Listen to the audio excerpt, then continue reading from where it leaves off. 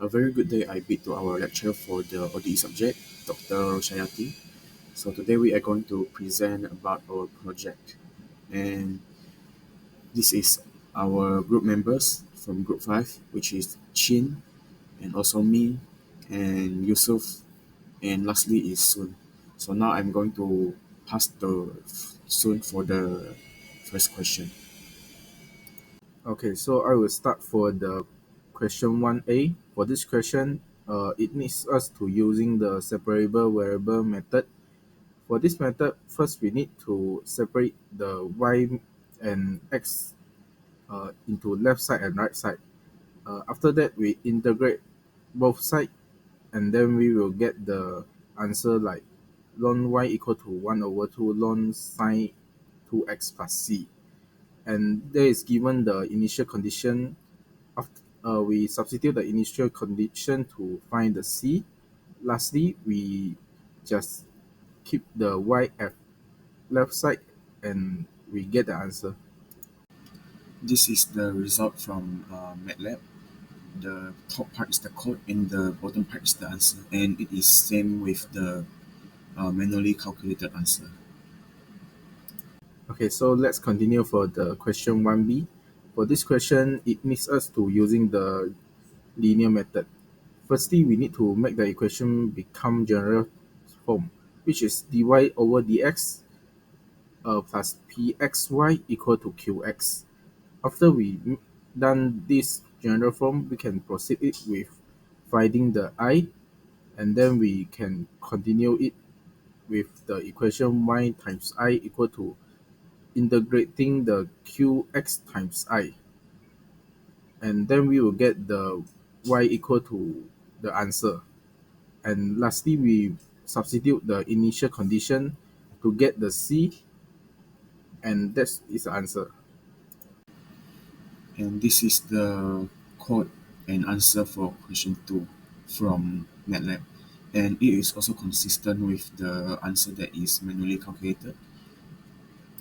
Okay, so we continue with the question 1c. For question 1c, is split into three parts.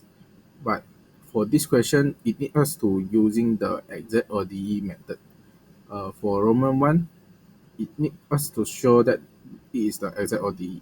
Firstly, we split the dy and dx to get the m and n. After that, we differentiate the m respect to y and n respect to x. After that, we compare their answer. If the answer is same, it means that it is the exact ODE. And next part will be the get the general solution. Firstly, we need to get the ixy with m integral the m plus fy, and also the integrate the n plus gx. And lastly, we need to get the ixy with take the new terms only in these two answer. And the third Roman 3 part will need us to find the value of c, and it is given the initial condition. We only need to substitute the initial condition, and lastly we can get the c. And this is for question 1c. And the answer is also same with the manually calculated one. For the next question, we need to calculate the general solution for y by using the method of undetermined coefficient. Uh, Firstly, we need to find yc, and we use the equation to find the roots, and we can get the roots are real and equal roots. So we use the formula for case 2, and we substitute the roots inside the equation. Next, we need to find yp. For the first step, we need to assume yp. Our fx is equal to x squared minus 1. From the formula list, we can get the equation of yp is equal to cx squared plus dx plus e. Later, we need to check either ye has the same pattern with yc or not. Since YC and YP are not the same pattern, so we no need to time x for the YP. Next step is we need to find the first and second derivative for YP. Later, we need to substitute YP and the first and second derivative of YP into the equation. Through this way, we can find the value of the constant of C, D, and E and substitute it into the assumed YP, and we can get the YP. The last step is find general solution. The general solution is equal to YC plus YP, so we finally get the answer. For question 2b, we need to find the general solution for y by using the method of variation of parameter. The first step is to identify a and fx. By compare the y with the formula, we can find out that a is equal to 1 and fx is equal to x squared minus 1. The second step is to find yc. By finding the roots, we found out that the roots are real and equal, so we use the equation of case 2 and we substitute the root into the equation. After that, we separate yc into y1 and y2. The third step is to find w. We find w by using the y1 and y2. Next, we find u by using the formula. We also find v by using the formula given, and at the end we need to obtain general solution. We use the formula of y equal to u y1 plus v y2, and finally we get the answer. And this is the coding and also the answer from MATLAB for question 2. Question 2 for part A and B have the same answer, so the answer is displayed at the bottom part. And the A and B is denoted by C1 and C2 inside the MATLAB. And the answer is also the same with the manually calculated one. Okay, so I will continue for the question 3a. For this question, firstly, for the Roman one, he need us to change it to matrix form. So firstly, we write the y prime equal to ay, and we just split it into y1 prime, y2 prime, and put the number accordingly with their equation, and we done this question. For the Roman 2, we need us to find the eigenvalue and the eigenvector. So firstly, we using the formula a minus lambda I equal to 0 to find the eigenvalue.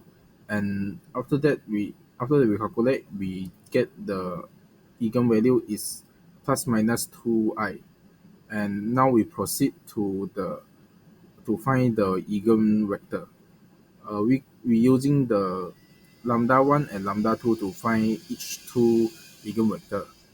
We using the formula a minus lambda I times v equal to 0. And we can see that it will change become the matrix form. And after that, we let x equal to s, and we can find the eigenvector. And for the second one will be the same ways. So after that, we using this formula, and we can know that it is linearly independent or not. If it is not equal to 0, so it means that it is linearly independent, and we can proceed for the next part. The next part will be the y equal to av1 e lambda 1x plus bv2 e lambda 2x, and we substitute back all the eigenvalue and eigenvector, and we can get the final answer, which is the following answer. And this is the coding and also the answer from MATLAB for question 3a. And from what we can see is that the answer is also the same with the manually calculated one. The only difference is that the A and B is denoted by C1 and C2 inside the MATLAB. I will now explain the question 3B for this assignment.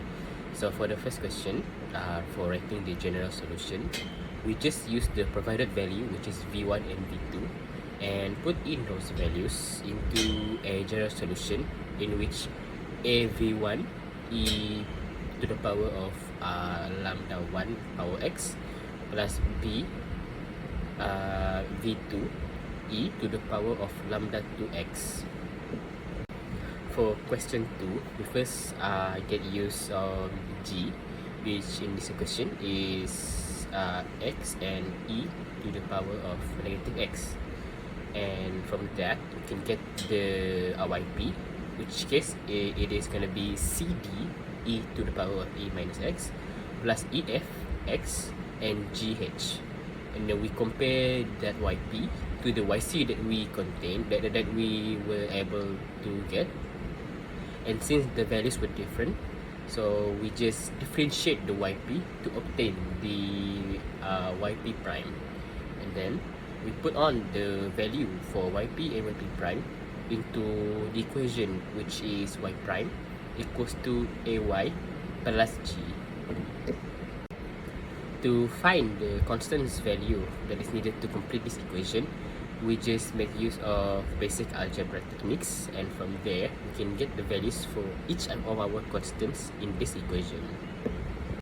To obtain the general solution for the non-homogeneous system, we just write down the equation, which is yx equals to yc plus yp from the values that we obtained from earlier.